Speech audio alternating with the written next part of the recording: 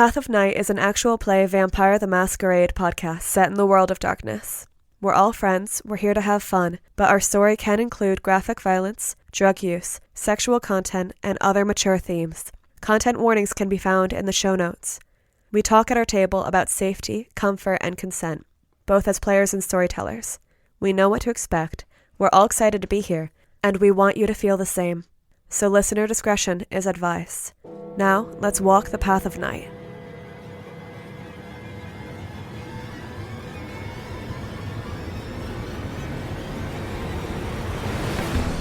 Last time on Path of Night. The Coterie reunited with Wynn at Roman Pendragon's haven, escorted by Justicar Lucinda and her Archons. Battered, the Coterie attempts to pull together. Miles sought out his sire, Jan Petersen, and Britta was called to Roman Pendragon.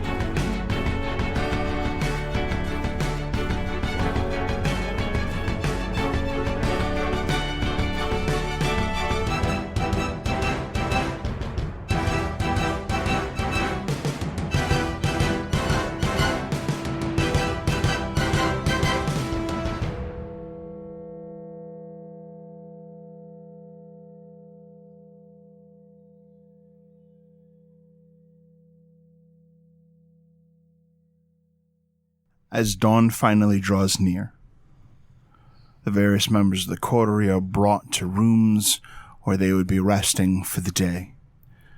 Miles, Wynn, the two of you are escorted to the room that you'll be staying in during the daylight hours. When you get in, it is a gorgeous, lavish space. And it is complete with its own balcony space, bathroom, sitting area. And there is one bed, massive, but one bed, that awaits the two of you. Wynn walks in, picks a side of the bed, takes her boots off. She may actually still just be carrying them from coming inside, from where she was sitting with Neil. She sets the boots down, goes in the bathroom. She doesn't bother closing the door. The sound of the tub running starts, but it doesn't last long. It seems like she's just rinsing her feet off. She comes out walking awkwardly on a towel to keep from getting the floor wet. Miles has entered the room, saw that she's claimed one side, kind of shrugs, puts his sword on the other side, basically the bureau or whatever. Yeah, I couldn't find my sire at all. We didn't have a lot of time. So I'm so glad that everything here is so accommodating. Is there a problem? Yeah, I should have my own bed. Why? Because I'm a guest. It's just how it works. I mean, I'm glad I've got a bed, but I don't know, I've kind of gotten used to having a bed since you gave me one. Right. I mean, you guys all had spaces to sleep in previously. He's got like 1 million rooms here. You're telling me that this couldn't have happened? Maybe they wanted to give you and me a minute to talk.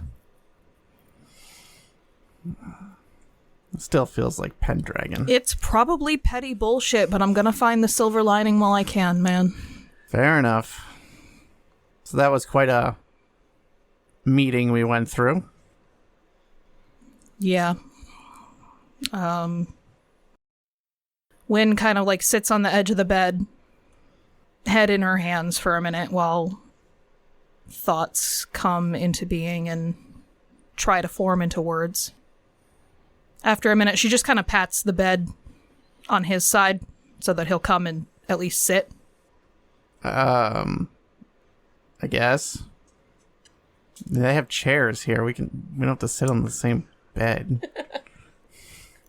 Do you just want me to shower or something? Do you want me to sleep in the bathtub? No, it's just very difficult to have a conversation with the person sitting next to you instead of in front of you. Well, then if you want a chair, bring a chair up. I want to sit on this bed. Excellent. Miles will drag a chair over. Makes an awkward, loud dragging noise. He sits down in the chair, pulls out his glasses case, and starts cleaning his glasses. Have you ever been fully blood bonded? No. It's an experience. I'm sure. Not one I want or relish having to do. I very rarely think people want it. I mean, there are cases, but it's not a thing you generally want. It's slavery. Let's call it what it is. Sure. It's not permanent. 3? Doesn't have to be. So, here's the thing, Miles. I know you're trying to come up with a clever way out of this. And I'm going to need to ask you to stop. Unlikely. I know, but hear me out. You have done a lot in the name of keeping us safe, right? Yes. Okay, and that got me taken away from you. And if you're found fucking around with that, it's not you they're gonna hurt directly. It's gonna be Neil or Britta, and they're gonna do that so that you and I have to watch and know that our actions caused this. So here's what I'm gonna ask you to do. Let's you and I be protectors, and you let me go. I don't want this. I want a way out. And on a long enough timeline, I will find a way out. But if you want to keep the rest of them safe, you need to make the choice to let me go. Clearly, it's not one I'm going to make for you. I understand. Part of it is all of these plans and strategies that they've been planning for ages are coming to a head because they don't want to admit that something is happening. I don't know what that something is. Neil has a few guesses. We've been there. Giant ominous red star in the sky gives me a bit of a pause. But we're not the only ones, and that's something is going to change. And that is what they're afraid of. And do you think screwing up their plans is going to make them less afraid and more likely to cooperate? I'm not even involved in their plans as far as I can tell. Oh, you are a very integral part of their plans, it would seem, Miles. They don't take you to the woodshed like they did if you're not playing a bigger part than you realize. I mean, that... They need me because I've made myself integral to New Haven. When he says they need me, there is kind of a twitch in Wynn's face. And after that, no idea. Probably banking on the fact that I'll get myself killed, since an entire Sabbat siege is coming for me. Wynn kind of grabs fistfuls of her hair, head down between her forearms. All right. Did you and Lucinda have a conversation in that car ride? Wynn doesn't move. Right. He puts his glasses back on his face. He looks over at her. When he starts to move, she'll kind of like poke her head up and just look up with her eyes at him. So, as far as I can tell, the blood bond from one side can't really tell if the other person is actually bonded to them besides some behavioral changes. Okay. Lucinda implied a lot of things, but she didn't outright say them. You can choose, based on what I can see on timing right now, to pick a different horse. This goes back to that, if we pee in their Wheaties, we're not the ones who are going to be punished the most harshly. I pretty much very rarely don't try to do stuff. I know. This does get me in trouble, but it also makes us who we are. And they're going to be busy pretty soon. And then they won't be. Well, that's a lot of time and a lot more things and events for us to have seen our way through. Again, if they want to come for me, they can. And they will. Wynn gets up and goes into the bathroom and shuts the door. I love these abrupt changes in conversation. Read the room, buddy. All right. I already have. I need you to come out here if you want me to try to do something about it. In the bathroom, Wynn runs water, puts her hands under it, feeling the tension of the line she's walking with how much she has already told Miles and how much she can get away with saying again. She doesn't even know if she can even say that she's sorry or if that will be saying too much. Mostly she's thinking. She knows what she wants. She wants out of this. Miles will be in the other room. He will stand up. He will turn the chair to face the door. He will take off his overcoat, loosen his tie, and kind of stretch his neck a bit. Amidst the silence of this, the door unlocks and creaks open as someone makes their way inside. I will turn to face our guest. You see your sire. He is not wearing a suit. He's dressed in jeans, hiking boots. He's got this Yale hoodie pulled up over his head so that a lot of his features are kind of difficult to make out. You almost don't recognize him at all because of the sight of him out of a suit.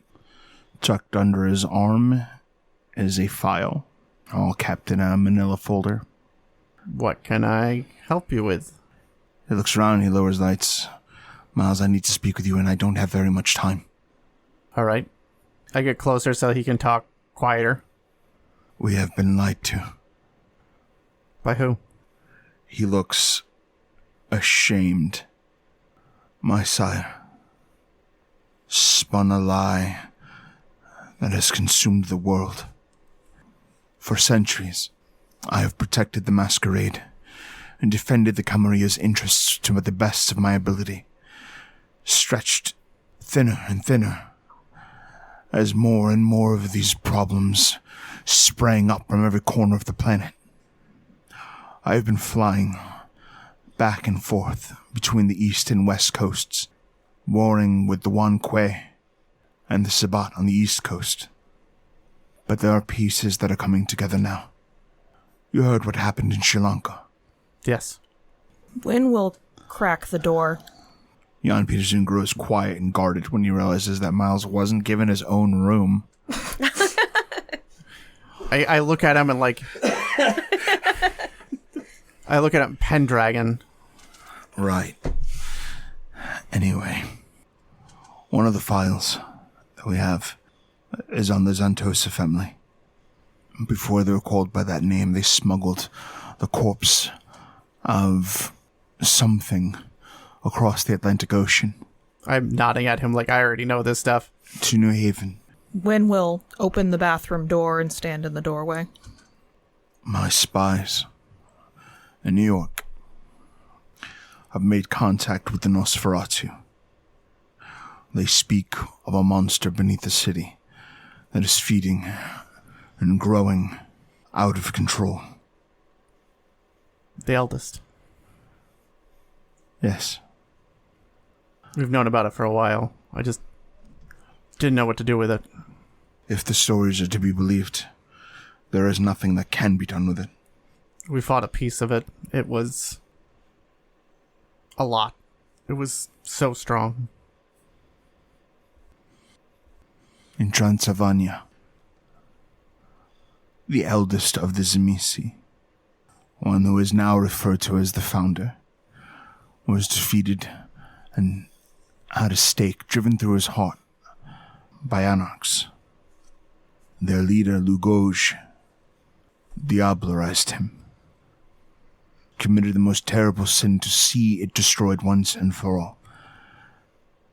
And if these spies in New York are to be believed, Lambach Ruthven, a witness to this altercation, has been made aware by the eldest that it lives on. It is claimed by it that Lambach is to bear witness to something that is coming. We cannot prevent the fight that is about to happen in New York. My sire insists upon it. He insists that all who oppose this siege of New York City be eliminated. So what are we going to do? He looks like he wants to give an answer but can't. There are no contingency plans, Miles. There is nothing planned for what happens when the masquerade fails, because it cannot. We must find a way to preserve the masquerade, to sabotage this attack and make sure it doesn't happen. And even then, it will only buy us time. The thing from New York will still rise. The only way to stop any of this is to stop that. No, it cannot be stopped, Miles. Pay attention. It cannot die. It is beyond death. What happened in Sri Lanka happened because of a war that was taking place between the Ravnos and the Wankwe. The Ravnos, their war with the Wankwe in Sri Lanka. During it, there were mass embraces. Diableries.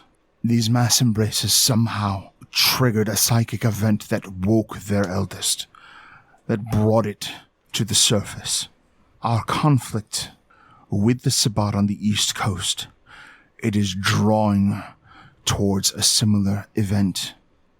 If we were to buy time and de-escalate this conflict, it may grant us the opportunity to find some other way and prevent its rise. I think Slane is also working on something. He is. I thought Slane was dead. Nope. I see. She looks to Miles like, how much do I tell him? I didn't know that he was presumed dead, but essentially he seems to be wanting to dismantle a demon for its power to obliterate this, or that's my understanding of it. He looks at you with enough desperation in his eyes that he might accept it as an option. He checks a watch. I don't have much time. I would suggest you talk to Xavier, because he has more insight on this thing and how to fight it.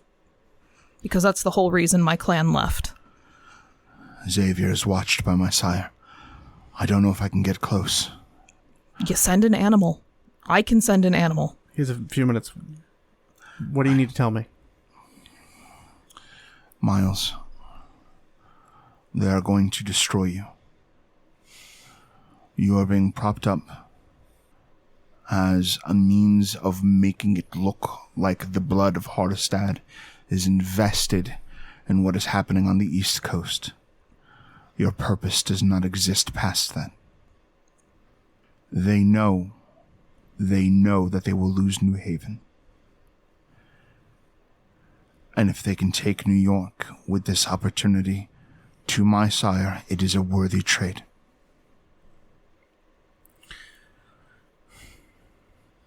Wynn is stock still. All right.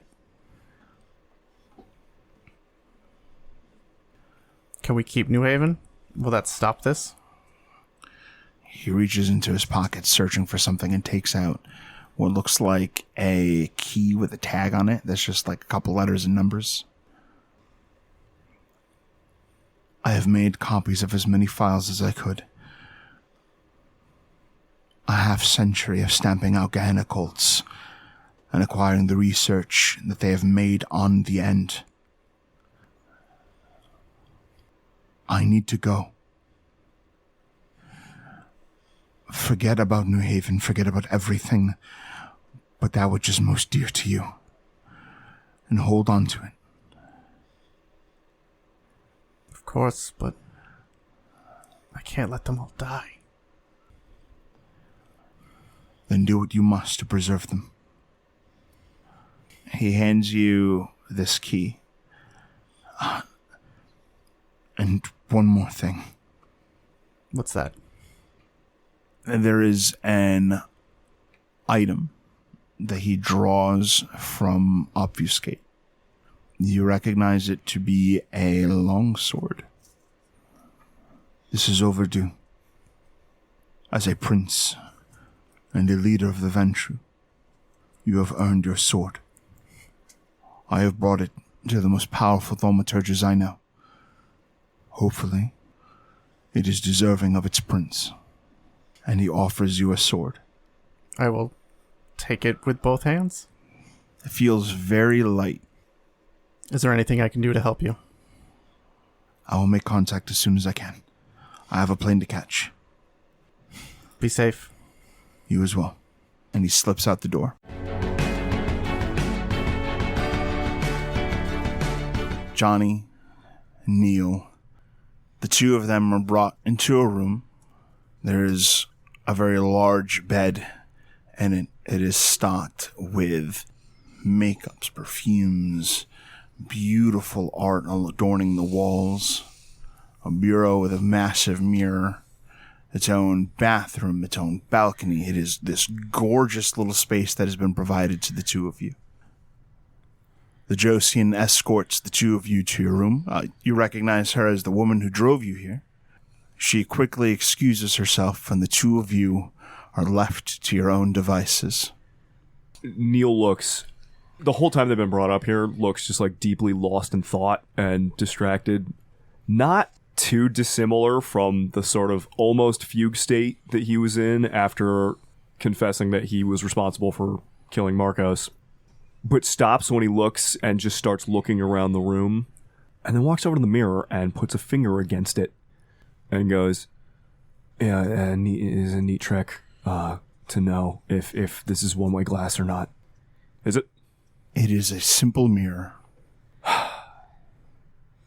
Doesn't rule it out, but at least not mundane. It's a regular mirror. Doesn't mean nobody's watching you from the mirror, but it's not a...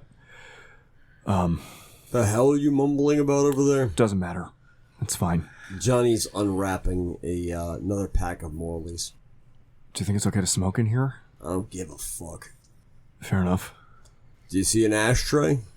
I look around. Is there an ashtray? You do not see an ashtray.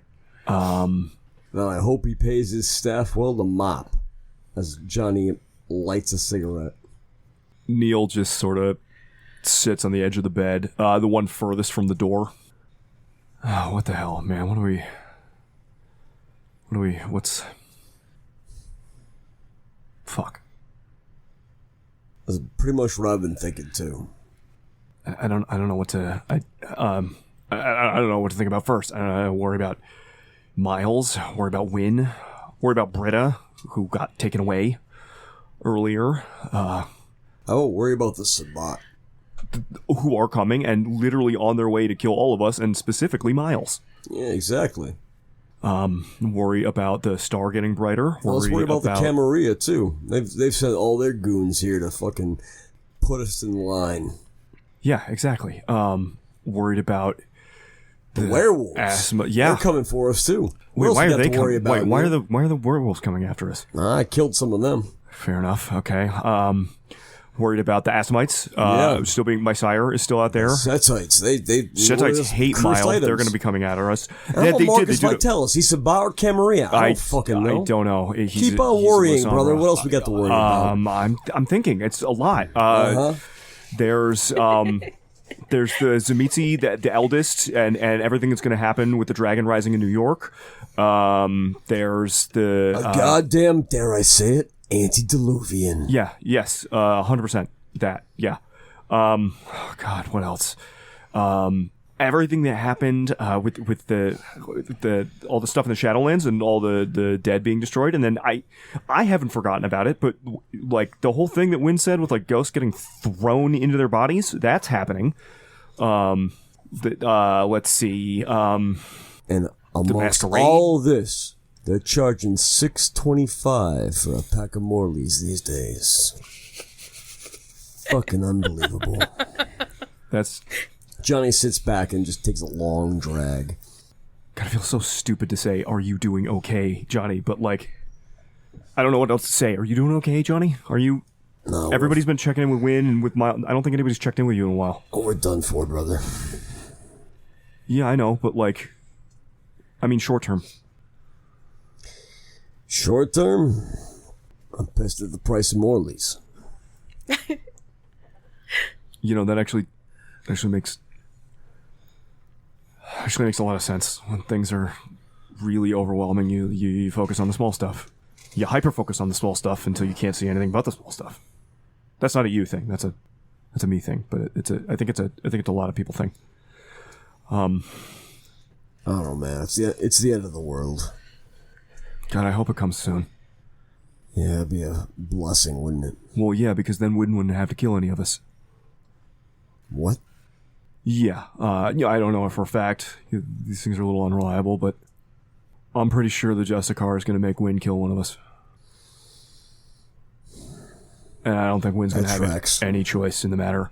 I could spin the roulette wheel on who it's going to be. I've got ideas, but I want to look into it first.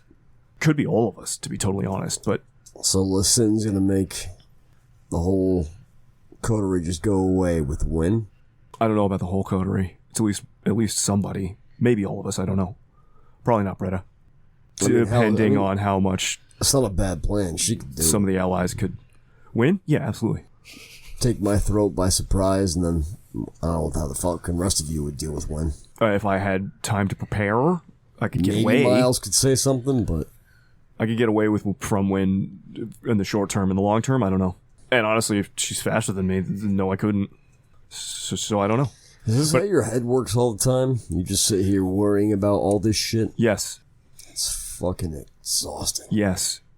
This is the reason why the prospect of the end isn't the thing that scares me the most. What does scare you the most? Being alone when it happens. It used to be Reese, like really not that long ago. But now it's being left behind. I spent so long being distrustful of the Tremere. I'm sure this is probably partially blood bonds talking, but Reese doesn't bother me that much, and I don't have that bad of opinion after the Ira guy. Yeah, you talked to Ira at all? No. I don't know, Johnny. I don't know what to do. Fester is still... He's probably dead. I know. No offense. It's my fault. It's all our fault. It's mine. The door clicks shut. Johnny looks over at the door. And having walked in completely unnoticed by the two of you, not until he shut the door and allowed you to be aware of his presence, do you notice William Biltmore? Hello.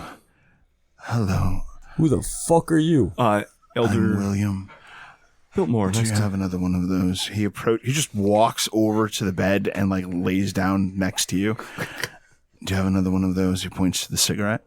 Johnny kind of looks very uncomfortable. Not really. I don't know that Johnny knows who William Biltmore is. Oh God, there's only name one has bed. never come to his fucking ears. Not know who he is. He kind of just and hands him a cigarette. Thank you. I'm going to take your want lighter for a moment. Yes. Okay. Thank you. He lights a cigarette. Hello, gentlemen. I'm here for the call. I'll take that back. He grabs the Zippo out of his hands. Wait. You put out a call, Neil. We're here for your call. I didn't put a call out. When did I put a call out? I'm sorry. Who is this guy? Johnny, this is William. Yeah, he Biltmore, said that. An elder of my clan. Operation Longbow, technically. Yes, one of the heads of Operation Longbow. A pleasure, Johnny. Elder Biltmore, this is Johnny Saxon. You probably know that. Oh, yes. He's quite famed. Am I? Yes, of course. All right. You're very neat. Well, William Biltmore. Me and my friend Neil here, we're just sitting around talking about all the things that stress us out. What stresses you out, buddy? He ponders for a moment. I never quite got to enjoy my career as a poet. Jesus Christ. It's very frustrating, and it has bothered me for a good long time. I spent my whole fucking life avoiding poets, and now I'm saddled with one. Lex, He just looks at you and smiles. I don't remember putting out a call. Correct. I also don't remember hearing a call. That's also true. Okay, great. Neil looks at him and just, are we waiting on anyone else? Hopefully not long. The door clicks again. This And is like time, The Hobbit. having infiltrated this fortress, is Natasha Nix, primogen of the Malkavians and secret member of the Inconnu. And accompanying her is Edmund Dashwood, who is staring daggers at Johnny Saxon.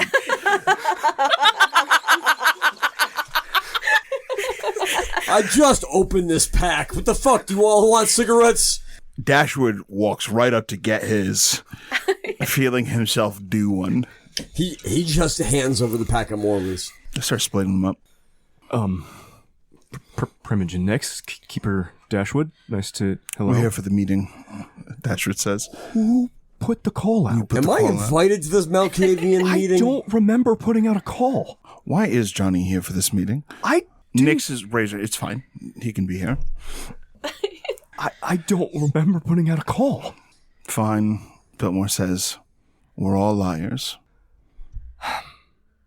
Okay, well, I guess since we're here, maybe, is there any, I don't even know what page to start on here. I don't know. There are many astral projections here, so you have... I open my audience. awareness. Yeah, no, there's a lot of weird shit in this immediate vicinity. These are just the people that showed up physically. So looking around and seeing all these psychic avatars and the people, are they all looking at me waiting? Yeah. Oh, Jesus. Neil swallows down a panic attack and then goes, okay, well, since we're all here, I guess, When Neil goes to speak, the door clicks again. Oop, sorry. Quentin King apologizes for his tardiness. And he goes and he just makes himself comfier on the bed, like on the other side of Johnny and... So Johnny's the Oreo, the cream filling in this milk sandwich. Quentin looks at you. Something, Gehenna, what's happening? What is this about? oh, Yeah, Neil. What is this all about? okay. So, since we're here, Neil looks back over at the door, like semi-expectantly. Biltmore speaks up. What are you doing? Okay, wait, what am I doing? You should be conducting the meeting. You've made the call. We have listened. We have honored your request. Or are we all liars? Even make the... He gives you the most subtle wink. Now conduct the meeting. Fair enough. Okay, sorry, I'm not used to being the center of... So, to Prince King's point, yeah, it's Gehenna. I think It's kind of a, I think none of us are stupid enough not to look up. Johnny kind of looks in amazement at all of the fucking gathered Malkavians and is like, what the... Okay. The weirdest part is Johnny can only see like a third of the people in this room right now. Still a lot of people. True. It's just, to Johnny's assessment, it's just Nix, Quentin King, and Dashwood and Biltmore. And right, so we've all seen some signs, larger or smaller, and in the short term, the Spot are coming to, kill everyone, and because they're trying to do things their way, and they're mistaken and misguided. And since it's the, end of the world, at least for Kindred, although probably for everybody, but we're not allowed to talk about how it's the end of the world. I guess that's our starting point. Is there anybody who's not on that starting point? Neil kind of looks around. Everyone kind of nods quietly, and once William has assessed that everyone's on the same page, he just looks at you and gives a slight thumbs up. Wait, that's it? We're not going to address that you're the goddamn poster boy for Longbow and you're the bootlicker for Pendragon? He motions to Quinn King. Well, there's Longbow. Quinn King speaks up. Actually, I thought we were just going to skip it and move on to the point. Great. I'm glad we can get to business. He motions back to Neil. Okay. So the Sabbat are coming up the East Coast, and they're coming to, they're already in motion. I don't know how many of us saw that, but they're preparing and they're marching now to come up here probably within the next few days. And to march on the city of New Haven, and we bottle like whatever.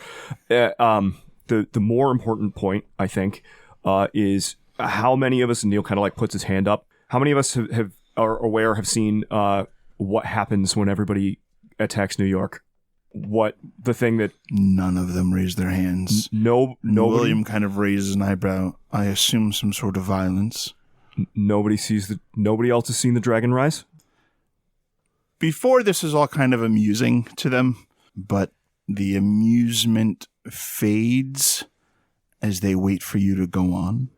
When everyone marches on New York, some of us included, and fight the Sabbat in their home, and the Vikos, I think, is there, and Polonia, and some other Lasombra, I don't remember his name, and is fighting, and Pendragon is all there. The streets ripple, and the thing under New York, the eldest, not the shard, but the eldest, rises. No one else, I'm the only one who saw that? Nick speaks up. I have seen something that might pertain to this, but it is perhaps from a different angle, another piece of the puzzle. Oh, thank God. Perhaps we have all seen a future, but from different seats, different positions, different aspects. Perhaps you can explain yours with a bit more detail. I've been thinking about it a lot, both through the visions and the thoughts that consume all of us, and then with some of my own ties to the heavens, and their mastery, and the herald of the Assamites has risen. I saw it happen, and I've been thinking about it, and the only reason that it would rise now is because it claims to be the herald of Hakim, the children of Hakim, right? The Nix and Biltmore look towards a corner of the room where there is no one, and then back to you. Even with Auspex 5, there's nobody there? Nope. Cool. The only thing that I can think of, right, is the herald of Hakim, right? And why would the herald arrive? To portend someone's else's arrival. That's what a herald does. We've seen the shard growing of the eldest in New Haven and all the things that happen there. The Week of Nightmares, we all, when we were all, right, presumably most of us, when the things were happening, when our minds were gone, when we were seeing things, the rise, I don't know, he raised his hand again, how many of us saw what happened when the antediluvian fell in Sri Lanka? Everyone raises their hand at that one. Except for Johnny. Who kind of looks around and in perplexment as he's just smoking his Morley. I saw a vision of what was to come, could be to come. And he kind of shrugs in that way that, presumably everybody else kind of gets, of this shit's not precise, I don't know. We were in New York. We were fighting a decisive battle, a final stand, the Camarilla versus the Sabbat. And then the streets began to split open, and the dragon rises. There's something underneath New York City, connected to the Xantosa. It's infecting people. Johnny here actually said he saw something that came back on the train, someone who was infected. Right? From New York? Yeah, I mean, I've stomped a lot of weird shit into the ground before. Yeah, but this one was different. Yeah. And it came out of New York. No, I had to burn that thing. And there's a shard of it here. Well, not here. We're in Hartford, in New Haven. And it definitely reminded me of the same shit that was in the Chantry. It's corrupted. You said, yes, during the week of nightmares in the Chantry, exploded and the flesh called to itself, right? And there were plans. Somebody had plans. And Neil screws up his face like he can't quite remember some of the details. Somebody had plans to shunt this thing into the spirit realm or the Shadowlands or something. But what they don't know is that it's also, according to Wynn, it's corrupting the Shadowlands too. It's burning every layer of reality that we can see. So just kicking it off into another realm isn't going to help any either. It's not going to solve the problem. How do you solve the problem? I don't know, but it's coming. And how many of them are coming? One already came and died, presumably. We all saw that. And another one, Herald, arrived, and another one is rising, and I saw it rise. And where does it stop? And while we're all running around playing the games and participating in the jihad, for me, it feels like the jihad is coming to a close. But personally, I don't think it's going to matter anymore. And where do we go from here? I don't know. I'm just me. But I just, since we're all here talking about it, I guess it's nice, at least from where I'm sitting, to know that other people can at least see some of it too. William Biltmore speaks up. For some time now, I have been delving into a conspiracy. It is one that is conducted by its leader, Ambrogino Giovanni, and it involves occultists across multiple sector lines. Ambrogino, the Tremere, some of the more elite members of kindred society seek to escape the jihad. The ritual of the red sign. Yes. They are drawing closer. I am in possession of access to one of the tomes that they seek so that they might complete their ritual. They know that something terrible has already begun. I have made contact with one of the most knowledgeable kindred in the world regarding what is happening. And I believe that if there is anyone that can convince Jan Peterson of the truth, it is them. Unfortunately, this entity has made complicated political choices for the past 1,000 years. And they are at odds, we shall say, with the Camaria's status quo. I believe that as these kindred flee by way of the red sign, as the conflicts on both coasts of the United States reach the point of no return, our masquerade will soon fail us.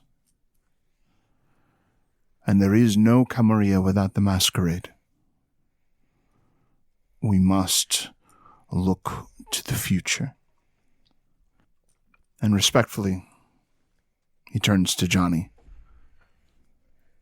There is only one clan willing to do that. Neil actually nods.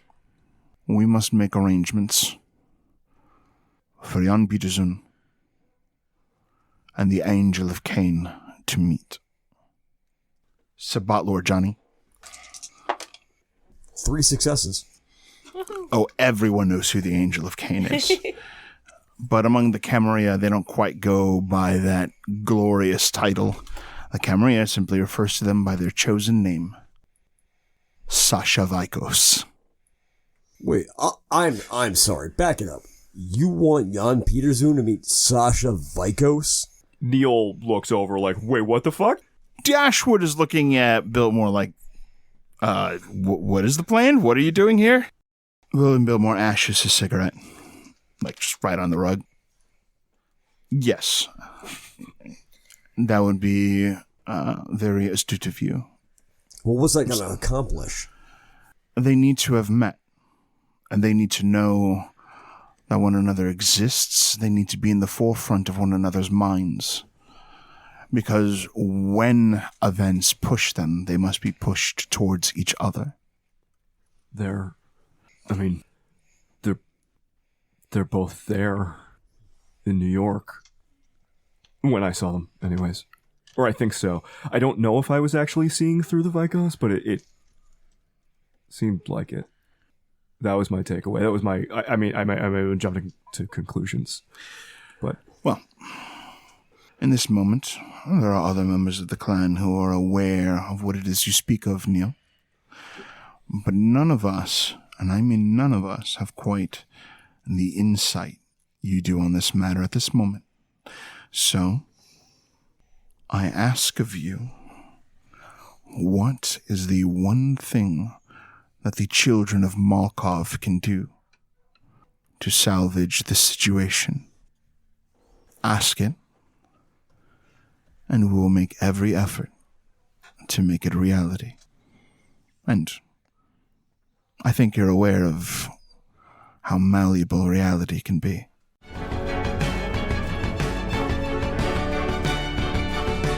The door clicks shut as Jan Peterzoon slips off into the night. Wynn slips back into the bathroom. You can't just go into the bathroom again. I can, because you can't make eye contact with me if I'm in the bathroom. What is this going to help? Miles, what is the point? Well, The end goal which end goal? of me coming out of this bathroom and you took off your jacket. You're planning to do something. Yes. So talk to me first. I probably can't based on what's going on with you. Not inaccurate. So I'm going to need you to come out here and let me try. And if that fails, we will try something else. And if you fuck around with this, then more and more of us get dragged in. We're all dragged in. This gives us options. Miles, I am being punished. You are being punished. I would rather it stayed with just the two of us. I'm pretty sure that's a punishment to all of us. And I don't necessarily know... They don't necessarily think they are punishing you. Though I don't know what your first job is. Wynn kind of lets her head bonk back against the wall. Are you just going to look at what they did? What are you doing? I can't really tell you. If someone else in our family is hurt because of this, that's on you. All right. And she comes out of the bathroom. He's looking at her. She is kind of purposefully not making eye contact yet. I don't even know if I can. I don't even know what you're doing. I know. But you are going to have to listen to me. And you're going to have to meet my eyes. Well, you don't have to, but it does make it easier. When he says that, Wynn's stress instinct, which is becoming more and more apparent as to why she no longer has hair on the sides of her head, is to grip and squeeze at the sides of her head and just pull her hair. Miles looks on as undecided. This is an interesting predicament.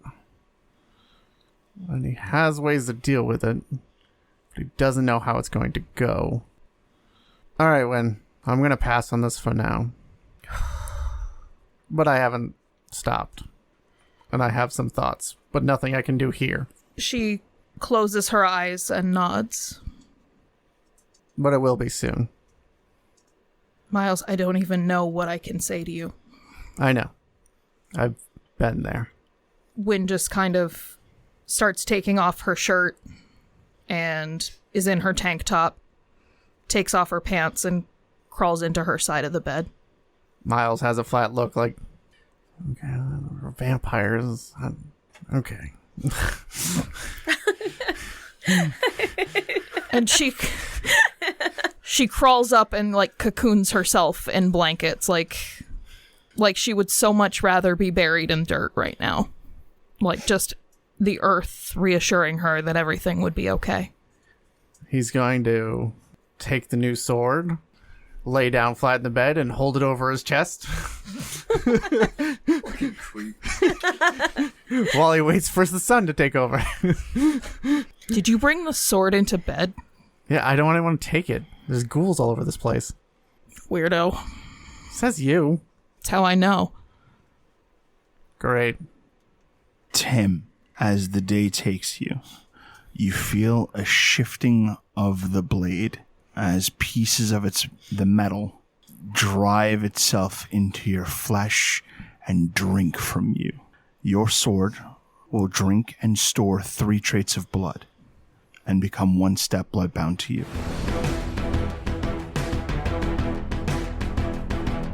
Neil freezes for a minute, sort of under the weight of everything that's being talked about and everything that's being offered, just absolutely freezes up.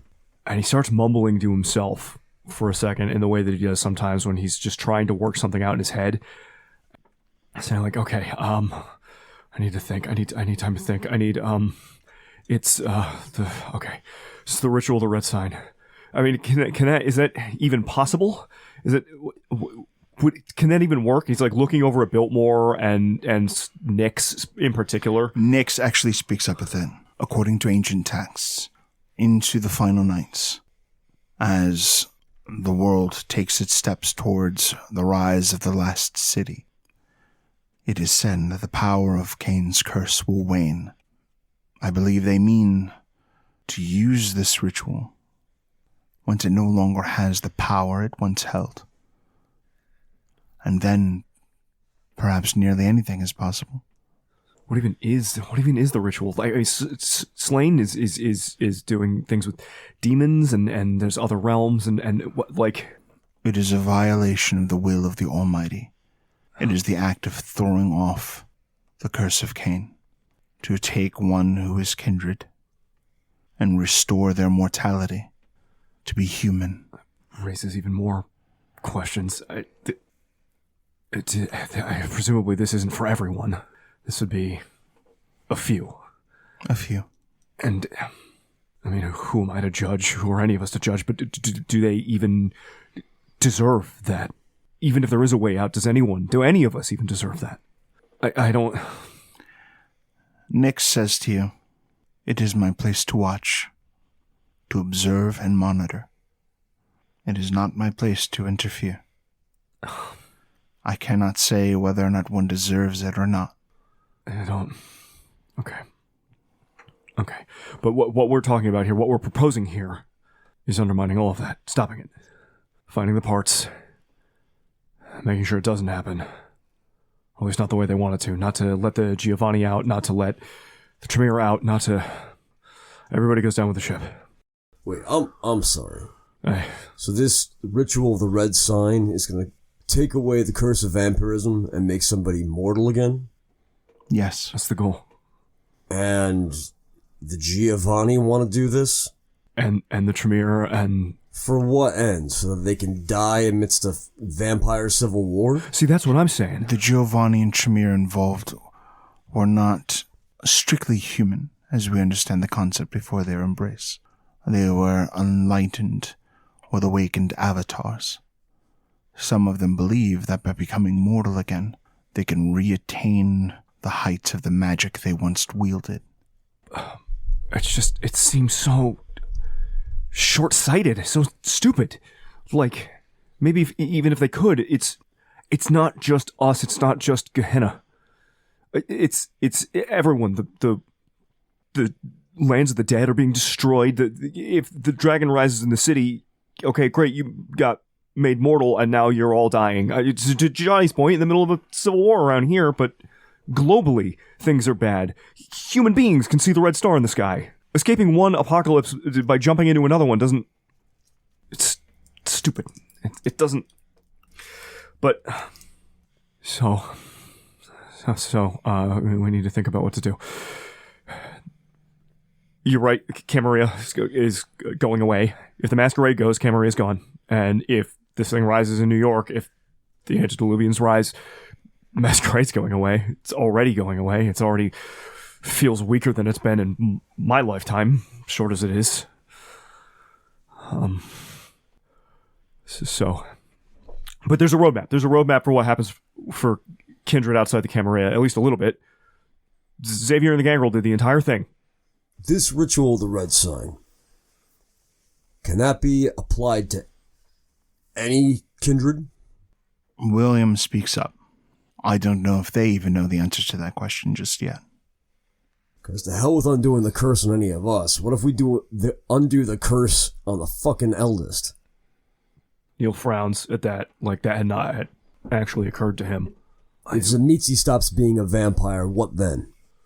A good question. But what even is the ritual? Like, how do we do it? I don't... You're the magic fucks. No. Kind of like looks around the room. No, that's not... Well, Vilmore shrugs. I am no magician. All right.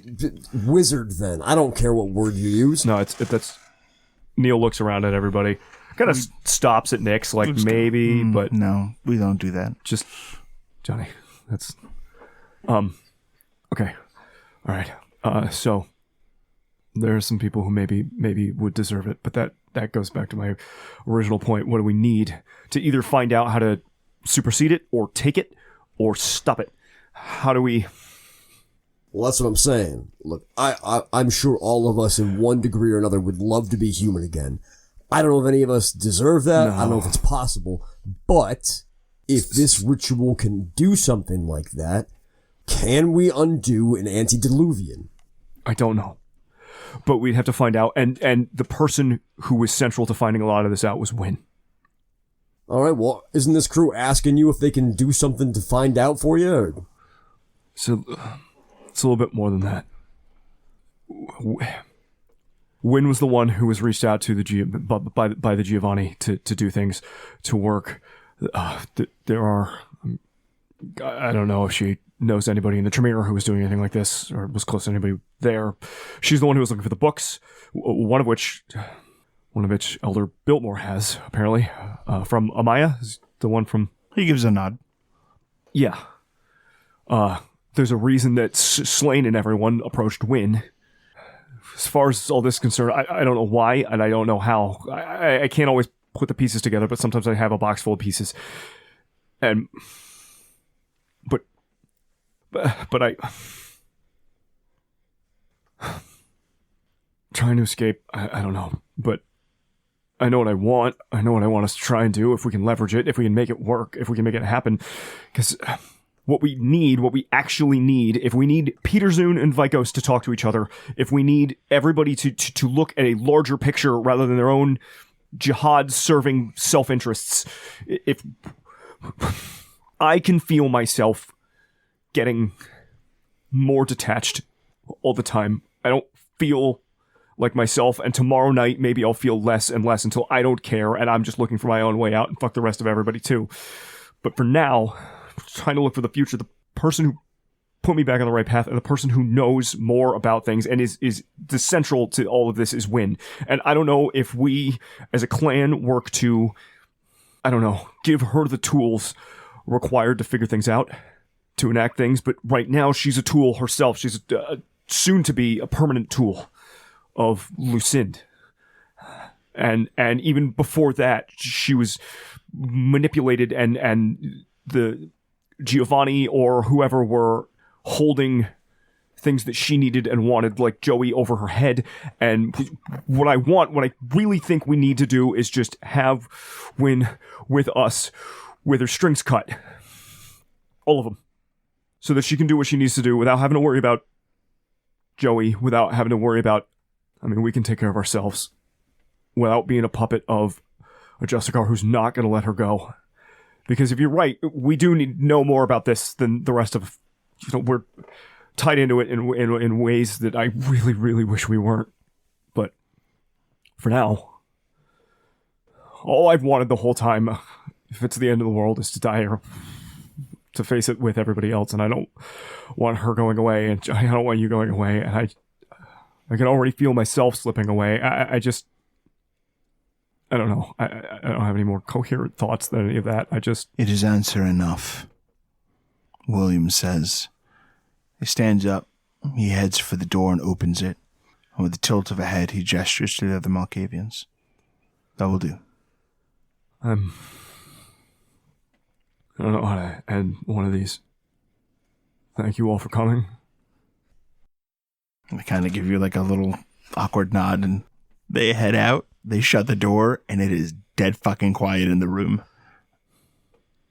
Neil looks around, sees if like any astral projections are lingering. It's just you and Johnny. Being honest, Neil always looks like he's about to cry or on the verge of a panic attack, but like if he needed to breathe, he would be hyperventilating right now.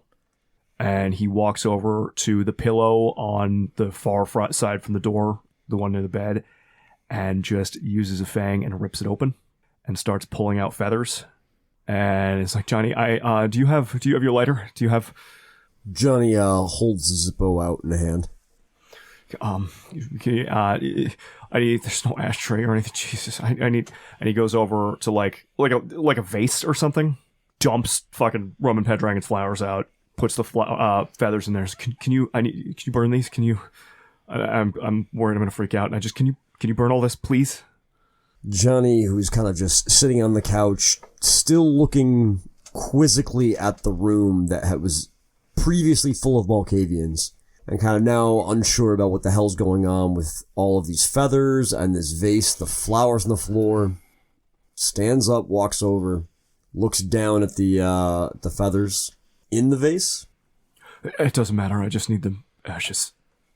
But I'm not in a great mindset right now to face a pot full of fire.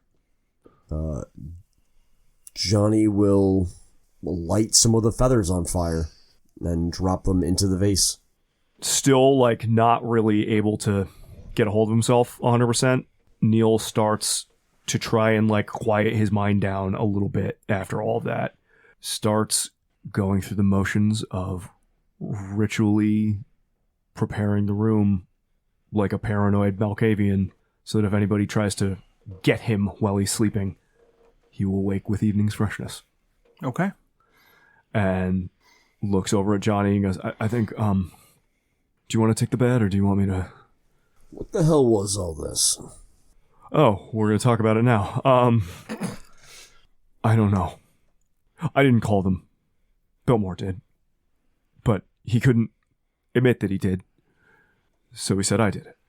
Because I'm a known and... Is that what passes for your clan as a rave? They're impromptu.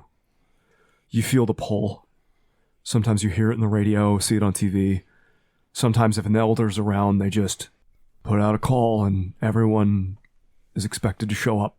You know, just awkwardly find a room and jabber at each other for 20 minutes? Not always. Sometimes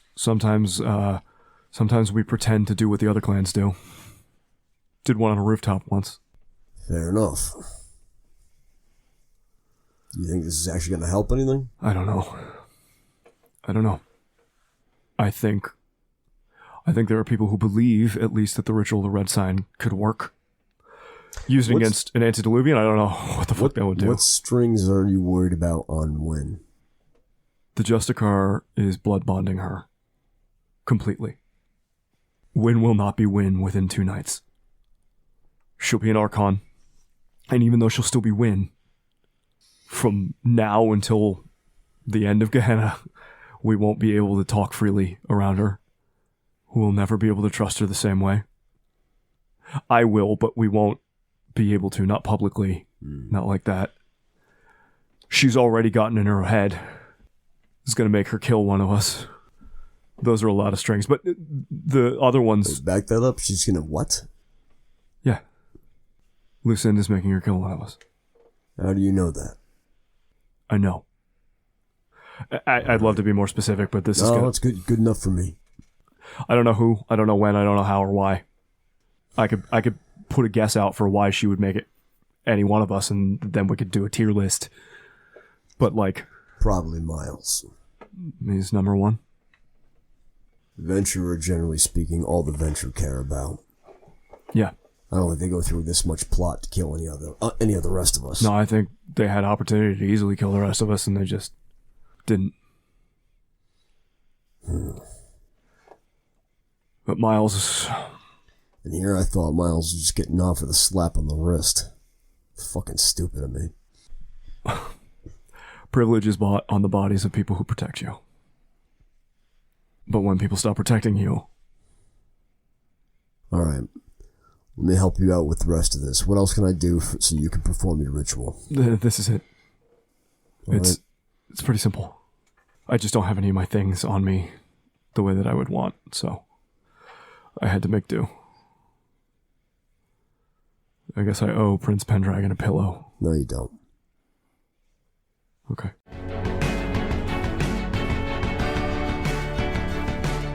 Britta, you are brought to your room much earlier than the other kindred of your coterie. When you arrive to the room, you recognize it immediately. It was the same one you were held in when you were held captive by the Prince of Hartford. Maria escorts you in, and there is a dress that waits for you. The large tub that's in the bathroom is already running, waiting for you. And she turns to you and says, "Remove your garments. Take a bath. Once you're ready, I'll put you in the dress, arrange your makeup, and ensure that you are properly prepared to meet with His Grace. He has indicated there is some unfinished conversation between you two," she says, as derisively as possible. Walking back into this room, there's this shudder as the feeling of what it felt like to come here before falls over Britta. For a moment, that's all she feels, and it makes her feel small and out of control. But then the present catches up, and she hears Maria. She clearly understands the tone. She knows what Maria would want to do, but she just chooses to nod, walk into the bathroom, and close the door. As you make your way to the bathroom, the door to your room opens and shuts again with a click as Roman Pendragon enters. Britta looks over her shoulder, feeling a little confused by that. She pauses by the bathroom door, looking between the two. "Maria," he says, and she looks up at him quick and hopeful, and he gestures out the door. "Go." She looks back at you once, the resentment you've seen in her eyes more crystal clear than ever before. But she obeys her dominor's will, and she leaves. Clear sympathy in Britta's eyes that she doesn't really let come across her expression the same until Maria's back is turned and she's leaving. Questions. This doesn't line up with the plan as presented. The curiosity that's visible in Britta shows further as she looks over to Pendragon, taking a few steps closer. "I have just finished something of a negotiation with the Venture Justicar. We have come to an understanding regarding yourself and your coterie. She has asked that I stand aside should she need to address past instances of misbehavior in exchange for me standing aside while she issues her corrective measures. I have arranged for your exemption. He pauses a moment. Do not return to New Haven. Let your coterie defend the city without you. I can't do that. I can't abandon them. I won't. Abandon them. I will send 10 kindred more experienced than you in your place, if you're simply worried about them getting the help that they need. But New Haven is a grave, and it will bury everyone who goes to it. If New Haven's a grave, then I can't let them go alone.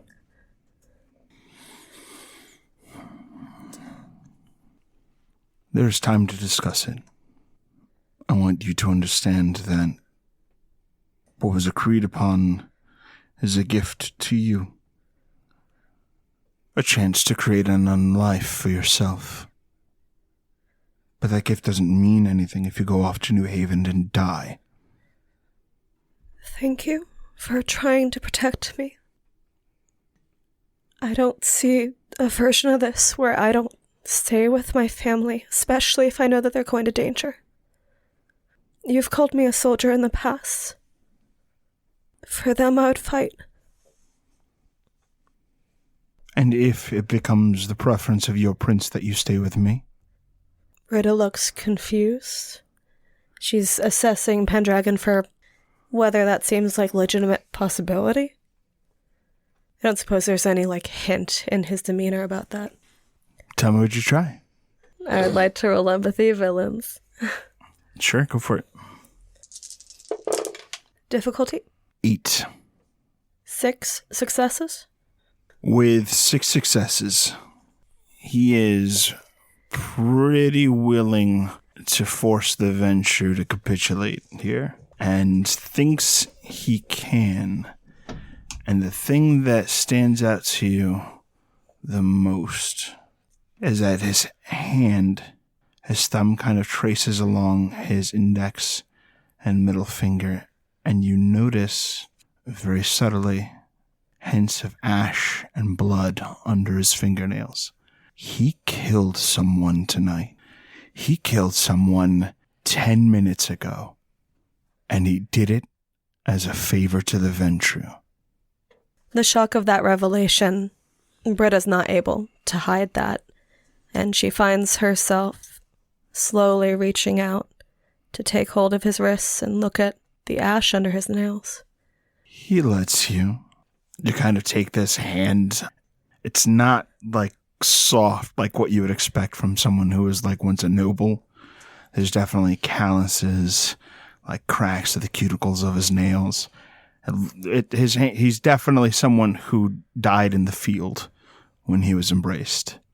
And he seems to recognize that you are taking his hand by the wrist because you can see that he's probably killed someone not 10 minutes ago. It's that feeling like you're holding a breath. She knows she isn't, but there's that tension. And her mind is racing. It is perhaps not the kindness that you want,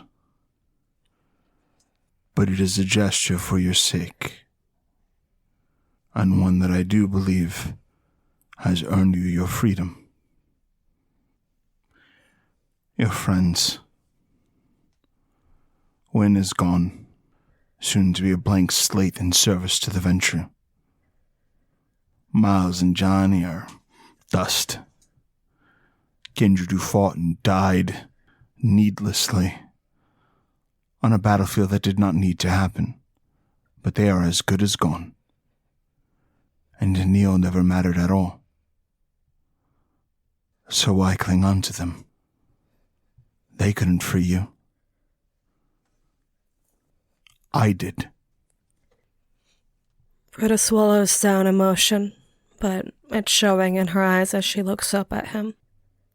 And she steps closer, pulling his hand to her, to lay it so that it would fall on atop of her heart, and she looks at him and says, "They matter to me. They do. And none of them are gone until until they're gone. And I'm not going to give up on them, so please don't. I don't give up on people that easily. He looks frustrated. You will not have this opportunity again. Surely you know that. I was given a blank slate once. Not the way I wanted. At least the version of me that the memories that I have. And ever since, I've wanted to get back what I don't even remember. And every discovery I've made, it's hurt and often put me in more trouble. But they were there with it. But they were there with me through it all. They have protected me. You've done something to protect me and to give me another chance, and thank you. There's fear when she says that, but it's not insincere. There's a battle, and she definitely wants to ask who was it. She definitely wants to push back, but there's also that sensation of it has happened and she knows why. And that is a strange battle of different parts of her.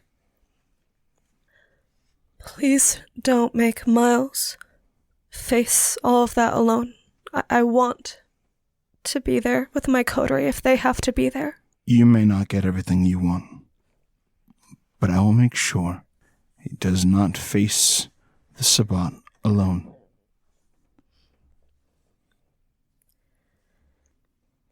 Hardestad agreed to my wishes.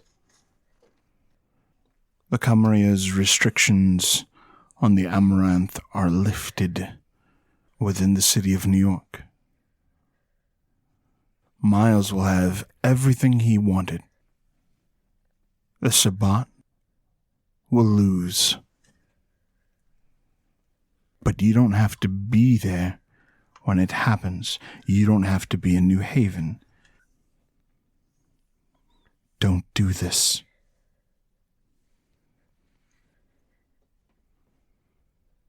You agreed to fight too, you know. Your armies. To put your resources at risk. Yes, I did.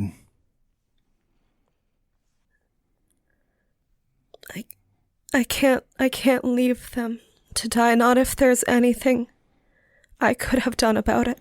But there is not. But My sire will find you. She will destroy you, and she will use your ashes to demoralize everyone who cares for you. Do not go. Please. He looks like really torn, saying that it is not a word he's used to. Yeah, Britta briefly does not understand English because that's not... It doesn't sound like it could possibly be a word used in the circumstance, so like it's that blindness to meaning where she's trying to sort out what that arrangement of letters could be. Once she processes, she seems frozen for a few moments. Britta takes his hand, the same hand that she's brought close to herself. She brings it up to her jaw, right near her neck, so that he could do whatever he wanted to do, as she gives her rejection, and she says, I need to be there for my coterie. I don't know if, with everything that's happening, that there is anywhere that's safe. And it's strange that after everything, I get to feel a little break, to be safe for a little while. I want to spend that time with you. Before it all gets to danger again. Her disobedience sparks this, like, slight look of fury in those cold blue eyes that he has. And she can feel his fingers instinctively start to tighten around her neck. But before he reaches the point where he's really about to hurt her out of his anger, he tempers it. And he says, on every occasion that our paths have crossed, politics, war, and secrets have interrupted us. What if just this once we don't let them? I think I'd really like that. With this kind of cool, confident motion, he guides Britta into the room that is just starting to have water overflow the tub, and he shuts the door behind them. Path of Night is a Vampire the Masquerade podcast set in the world of darkness. Britta Ashcroft the Toreador was played by Rebecca Steigelfest. Johnny Saxon the Bruja was played by Garrett Gabbey. Miles Davenport the Venture was played by Tim Davis. Neil Foster the Malkavian was played by Rob Muirhead. Wynn Cabot the Gangrel was played by Erika Webb. Your storyteller was Lex Lopez. Recording by Rebecca Steigelfest. This episode edited by Rob Muirhead. The music used in this episode was composed for Path of Night by Brian Matolius. Find him online at brianmatolius.com. Path of Night uses the 20th anniversary edition of Vampire the Masquerade with a few limited house rules. Vampire the Masquerade and the World of Darkness are owned by Paradox Interactive. Make sure to subscribe to us on Spotify, Apple Podcasts, or wherever you get your podcasts. We can be found on YouTube at youtube.com/@pathofnight. You can help support the show on coffee.com/pathofnight. Find us on twitter.com/pathofnightpod, on facebook.com/pathofnightpodcasts, or email us at pathofnightpodcasts@gmail.com. See you next time, Kindred.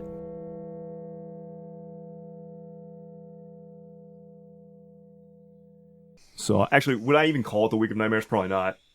Today you coined it. Okay. Boom! You coined the Week of Nightmares, bro. What a fucking flex.